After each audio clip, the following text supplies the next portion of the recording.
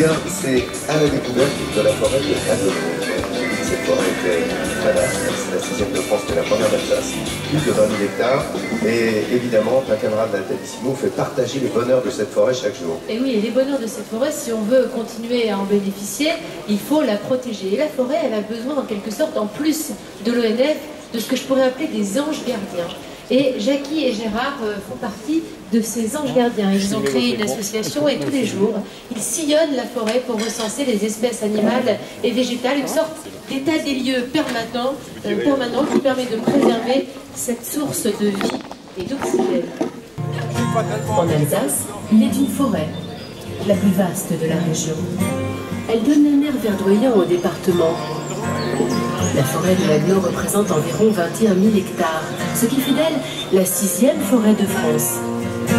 Cet espace naturel qui nous entoure est arrivé jusqu'à nous après avoir traversé des millénaires d'histoire.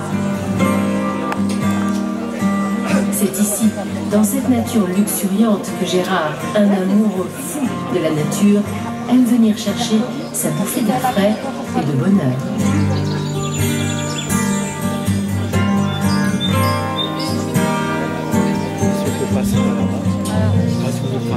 On a fasciné par la forêt qui est mystérieuse et mythique, je sais pas. Parce qu'il aime cette forêt comme son enfant, Gérard a décidé de la protéger avec ses propres moyens. Avec son ami Jackie, il sillonne ses sentiers boisés pour le compte de leur association Protection Faune et Flore de Haguenau.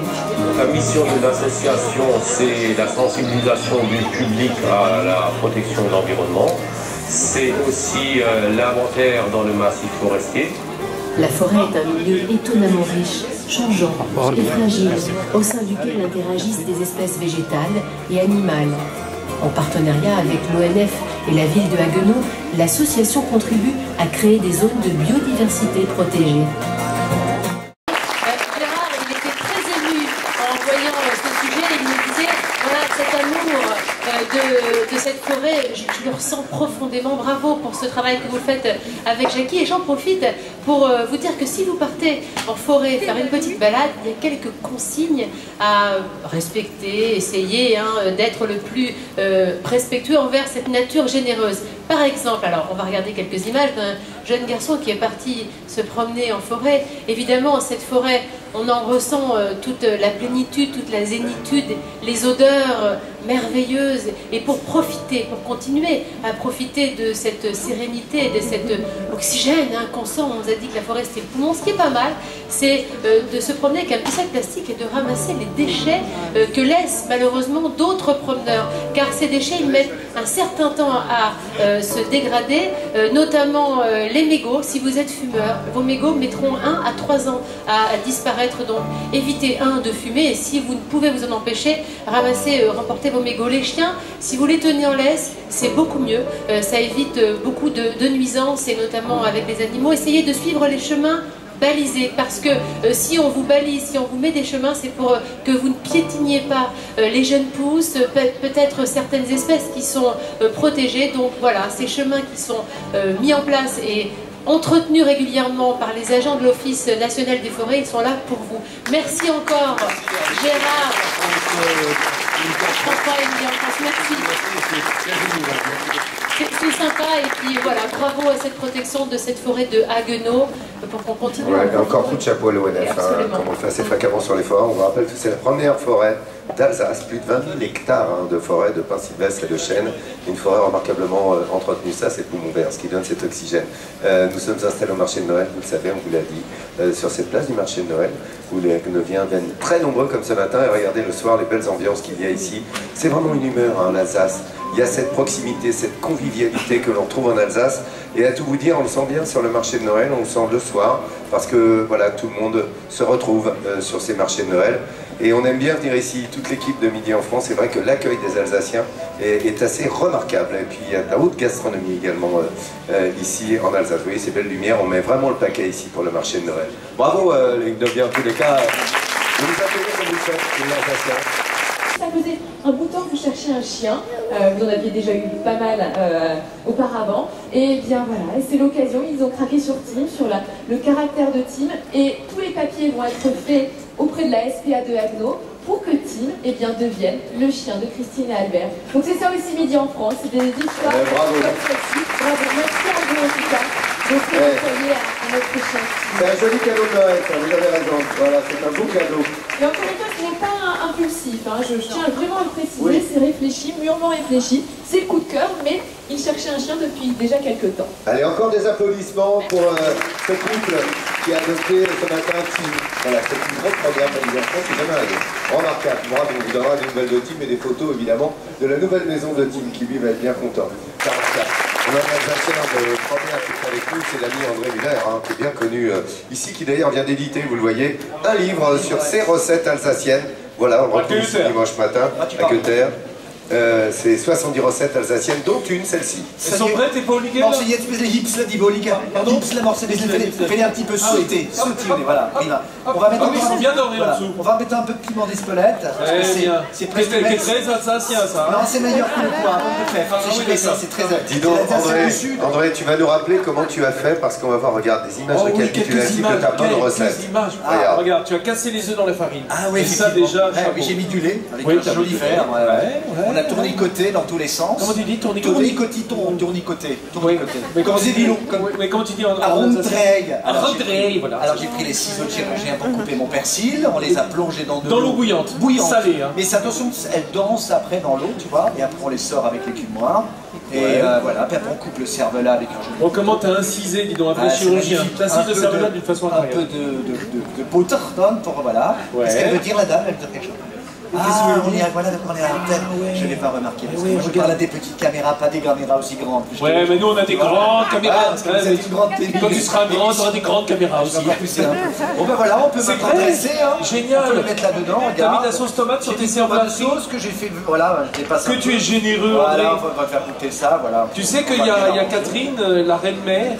Tu sais, la maman de Jean-Sébastien qui est là pour goûter avec sa copine Claudine.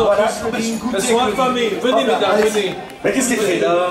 Regarde, Catherine, elle s'est fait griller sur le poteau. Catherine. Arrive, Catherine. C'est la copine qui a pris la main. Voilà la maman de Jean-Sébastien Petit-Demange. La Lorraine qui vient goûter. Elle est pas très loin. Pas encore, mais dis donc. Voilà, elle est venue voir son petit. C'est bon, ça m'a l'air bon, Catherine. On aurait pu me prévenir que tu venais. Oh, ça y est, là-bas, tiens, elle aurait pu me prévenir qu'elle venait. Ah oui, dis donc, sacrée surprise.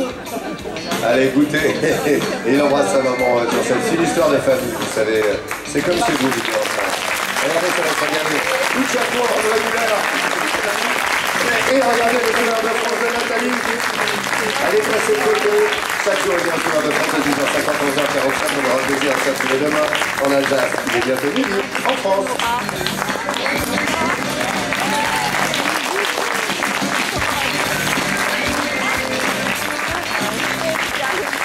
Mesdames, messieurs, ne bougez pas.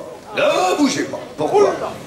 Parce que sachez qu'on va enchaîner tout de suite avec l'émission qui va être diffusée. Là, c'est l'émission de mercredi à laquelle vous venez d'assister. Donc vous verrez mercredi à la télé. On va enchaîner tout de suite avec l'émission qui sera diffusée jeudi. Quand je lui ai dit que je l'aime, elle m'a dit sorti avec Marcel. Il est sorti avec Marcel. Je suis sorti avec Marcel. Il est sorti avec Marcel. Dans le métro, on s'est rencontrés. Florence.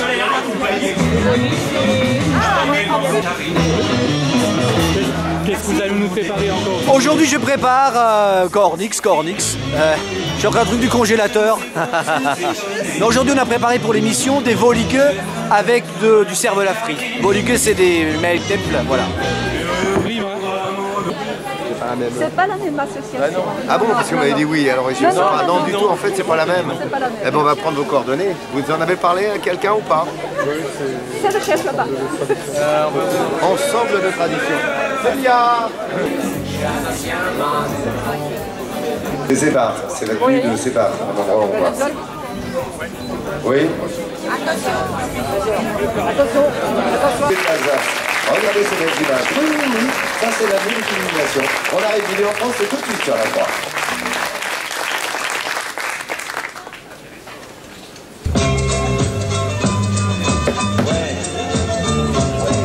Cette émission, pour ceux qui le désirent, il y aura une séance de dédicace photo voyez, distribution de spätzle et de pretzel. Allez, tout le monde en place, on y va pour le début de l'enregistrement. Merci beaucoup. C'est la voix du réalisateur qui vient d'entendre, Monsieur Dôme. Allez.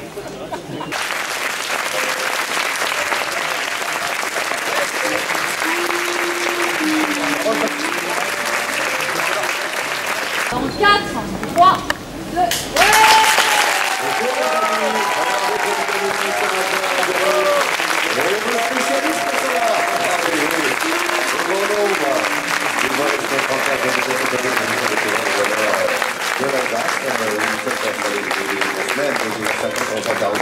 au bon endroit évidemment, c'est sur France 3. Et bien regardez, Haguenau se déplace nombreux ici sur la place du marché de Noël pour venir assister à cette de découverte.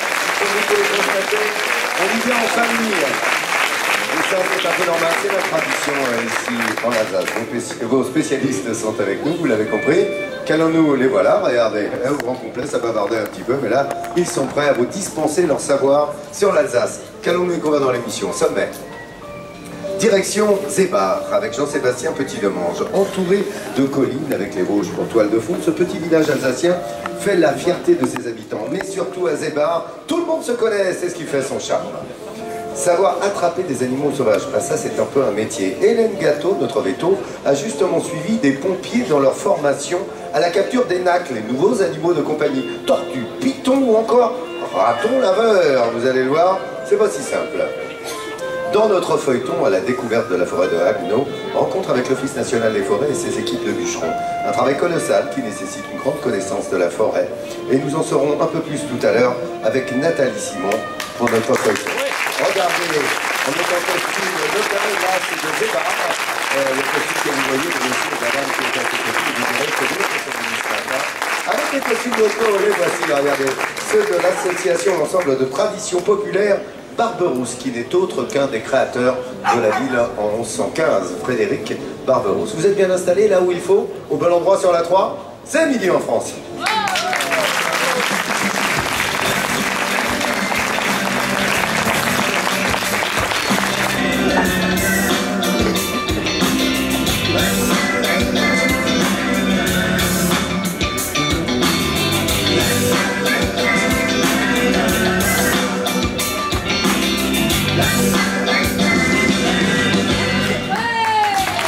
Le colombage des rues lorsque vous viendrez ici dans les marchés de Noël et principalement à Haguenau ou en Alsace. Que vous voyez ici se dessiner, le département du Bas-Rhin, le petit point rouge qui arrive tout de suite, c'est Haguenau.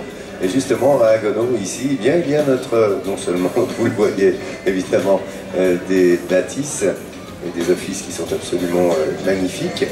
Il y a ce marché de Noël et au pied du marché de Noël, nous sommes installés, tout est là, pour vous. Avec un peu comme Salut Christian. Tout de suite, là, j'évoquais de beaux bâtiments que nous avons vus. Je pense au théâtre qui est mi-19e, tout en grès rose. C'est ça dont tu voulais je vous parler. emmène au théâtre aujourd'hui d'une capacité de 420 places. Ce théâtre à l'italienne date de 1847, a été rénové avec soin en 2005.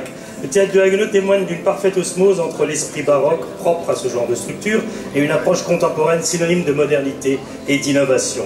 Il abrite très régulièrement les différentes productions des théâtres alsaciens d'expression dialectale de la ville, mais il est surtout aujourd'hui l'outil principal du relais culturel qui propose de septembre à mai une saison riche et variée entre musique, théâtre, danse et cirque.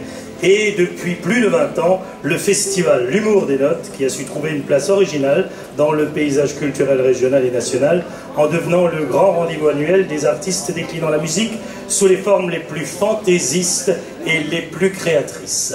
Et pour la petite histoire, j'ai beaucoup joué dans cette salle, dans ce théâtre, notamment avec un grand monsieur en Alsace qui s'appelle Germain Muller, qui avait une troupe, le Barabli, qui est connu de tous les Alsaciens. Et cette année, nous avons commémoré le 20e anniversaire de sa disparition dans de nombreux théâtres en Alsace. Et oui, au Barabli, il y avait en 59 jusqu'en 61 un jeune premier qui s'appelait Jacques Martin et qui, entre Lyon et Paris, est passé par Strasbourg. Vincent, je travaille 4 ans avec lui, voilà. À Siphon. Et quel personnage, quel homme cultivé, quel personnage de télé, Jacques Martin, évidemment. Voilà, c'est une pensée pour lui. Merci beaucoup, Christian, de ces précisions. Un très grand chef, grand hôtelier, restaurateur, évidemment grand cuisinier également. C'est une des très belles tables ici dans la région de Haguenau. Il va réaliser, Pierre Veller est avec nous, il va réaliser un pot-au-feu avec un sauce très fort. Et voilà, regardez ce pot-au-feu, une belle assiette. Tous les conseils de ce remarquable chef alsacien, eh bien vous les aurez dans un instant, il va nous les dispenser.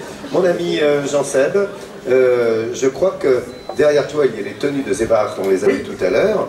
À prononcer Zébar, ça ne s'écrit pas comme ça, en tous les cas tu le dis en même. C'est-à-dire que quand on n'est pas d'ici et qu'on voit marqué, on va dire bêtement Sibac. Sibac.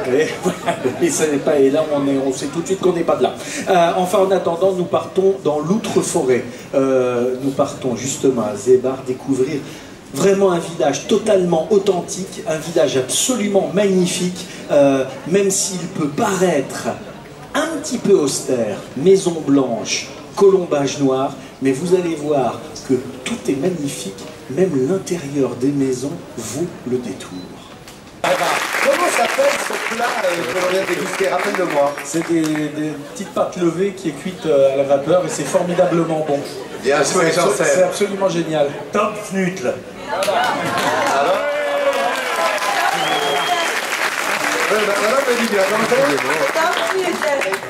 Voilà. Ou Tom Fnutl, il y a deux versions, oui, parce que en Alsace tout marche toujours par paire. Hein. Je te signale qu'on a déjà pris un bon cours d'alsacien hier avec André. Hein, alors, voilà. En attendant tout ce folklore qu'on a découvert, ce folklore de Zébar avec ce costume qui a traversé les âges, ça s'inscrit dans la tradition alsacienne et ça permet justement de faire vivre cette tradition et de faire vivre cette culture qui est loin d'être uniquement un folklore. C'est une vraie culture où il y a des habitudes, des traditions, un code précis. Et notamment dans cette fête qu'on vit tous les ans depuis plus de 30 ans à Zébar. Alors là, je vais encore me ridiculiser. Cette fête qui s'appelle le Strassenerzeit. C'est presque ça, c'est bien. Je fais des efforts, hein.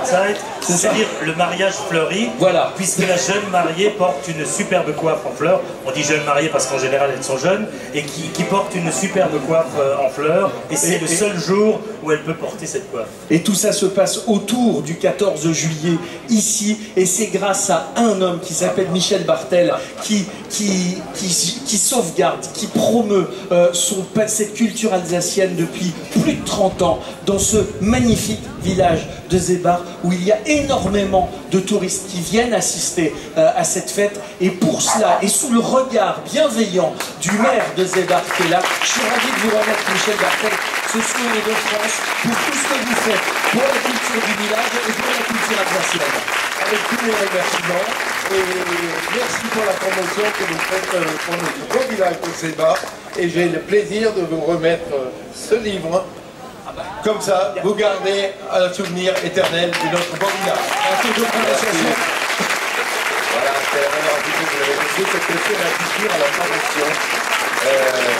Tout apprécié évidemment par ce village de Zébar, et c'est pour ça qu'on s'y est intéressé, qu'ils ont ce label, le Sourire de France, bien mérité pour la préservation de la culture. Merci beaucoup Jean-Seb. Regardez, ce chef exceptionnel qui est avec nous aujourd'hui, grand hôtelier de la région. Tu me remettras des quenelles.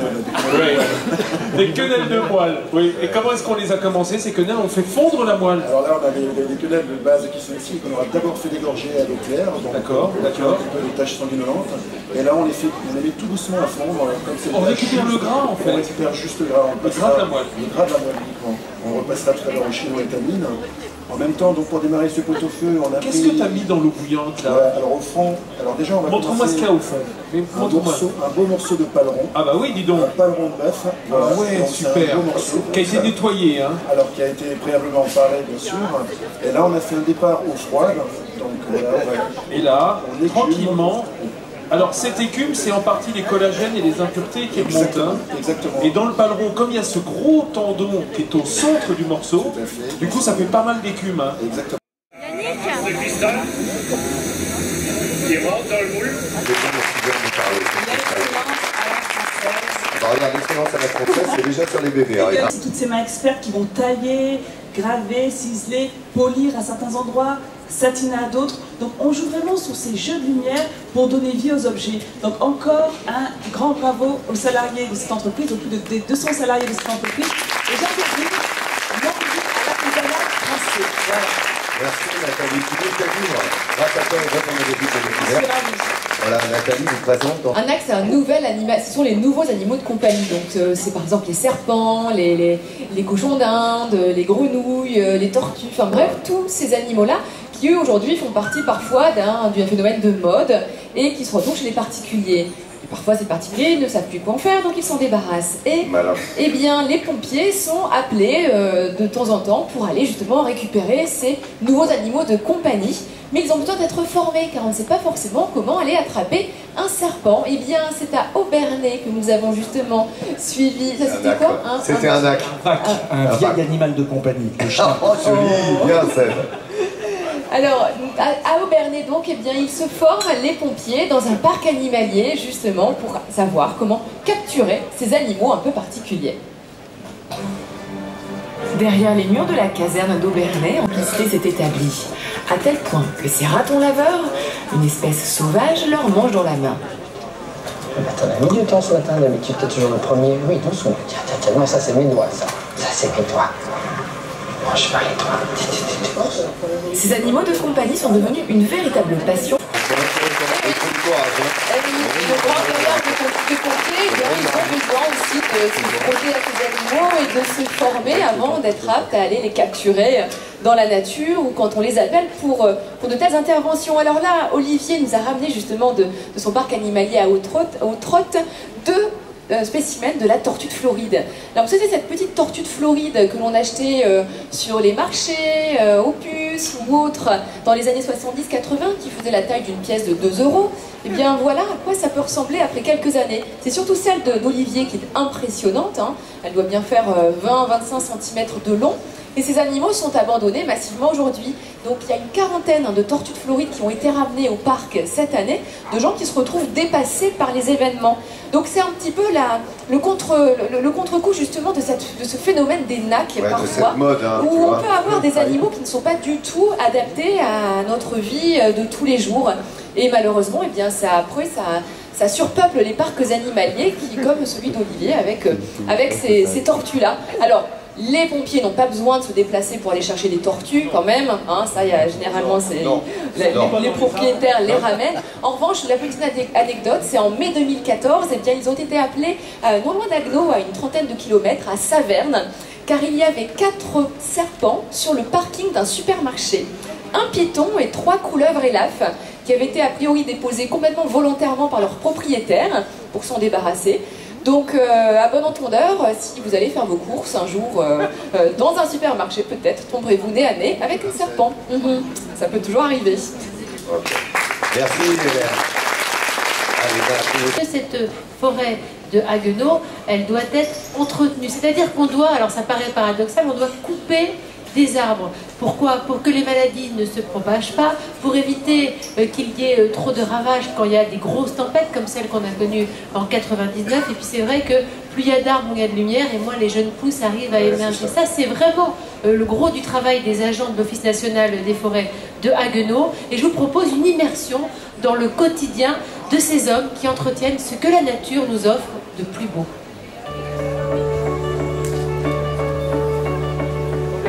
Avec ses 13 000 hectares, la forêt de Haguenau est la 6e forêt de France.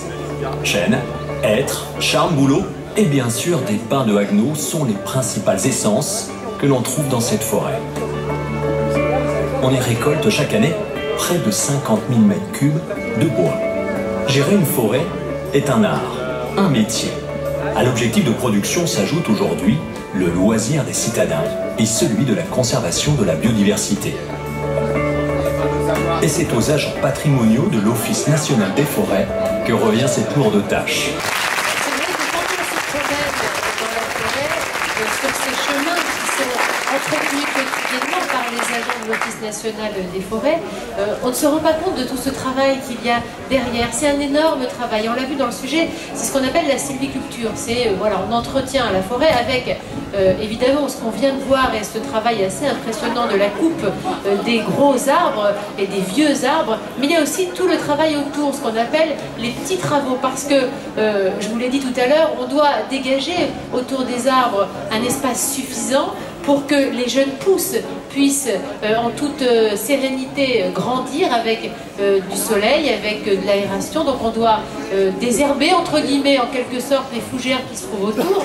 Une forêt, ça s'entretient, j'allais dire presque comme un jardin, mais c'est un petit peu ça. C'est ça, dire que tu retires les mauvaises herbes quelque part. Enfin, oui, et puis là, tu fais de l'espace, et puis tu crées de la lumière, et puis tu imagines, surtout, tu imagines la forêt dans 30, 40, 50, dans 100 ans. Et c'est ça qui est formidable, et c'est pour ça que ce bûcheron qu'on voyait très très ému au moment d'abattre... Cet homme de 350 ans, tu vois, c'est incroyable. C'est vrai qu'il y a de l'émotion. Ouais, il y a peu de boulots qui sont comme ça, avec une projection, peu de travail, pardon, que les humains effectuent avec une projection sur autant d'années. J'aimerais vraiment qu'on salue les agents de l'Office national des forêts. On va les applaudir, tiens, voilà, parce qu'on est dans une forêt énorme.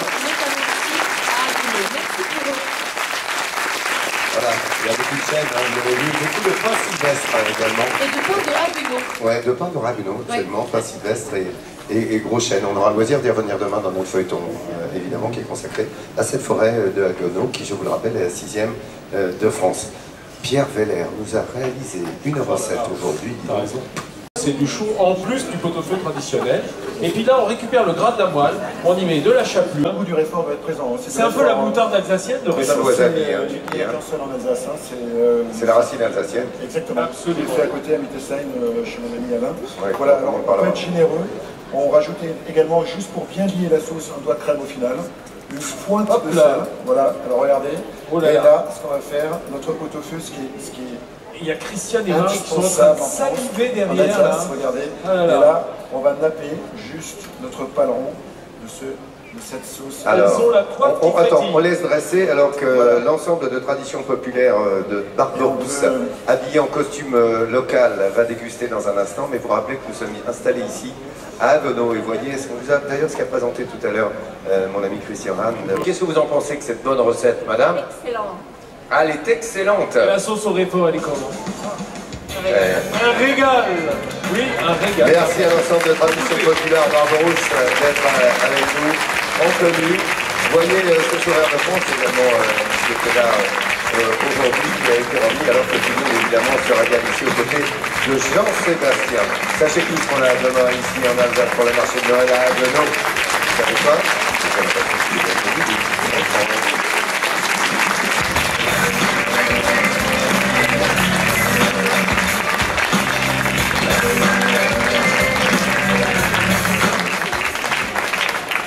Madame, monsieur, on va vous demander juste 5 minutes le temps, regardez, de retirer les quelques objets qui sont ici sur les tables, de sorte que l'on puisse procéder à notre dédicace. Si vous le désirez, photo, dédicace avec tous les amis qui sont ici, hein, les spécialistes. Donc séance de dédicace et photos si vous le désirez, mesdames, messieurs. Le temps de retirer 2 secondes, de retirer tout ce qu'il y a sur les tables. Georges, tu viens donner un petit coup de main?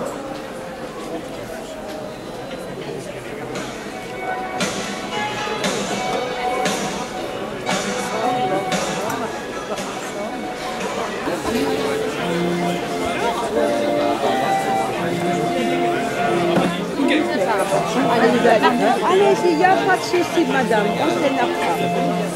On y arrivera.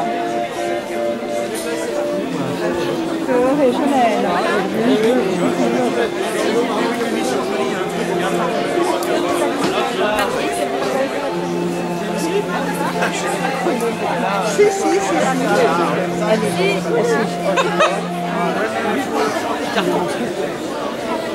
voilà. Moi je ressors. Vous êtes en arrière. Je ressors. Oui, d'accord. Merci.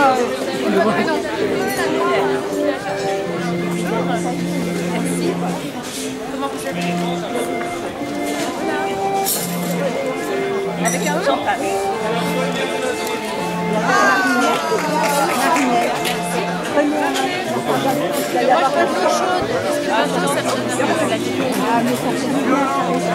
Marinette. Pour Serge qui est venu nous voir ici à Haguenau pour Midi en France. Merci. Merci à vous. Nathalie, vous pouvez faire un petit commentaire pour l'Alsace? Un petit commentaire, voilà. Un commentaire, I love Alsace. On se régale. Merci de l'accueil. Merci à vous. Comment vous appelez? Serge, s'il vous plaît.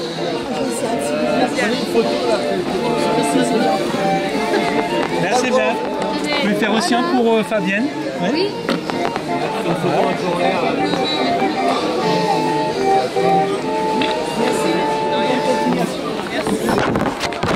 Arnaud. Merci bien Nathalie. Merci.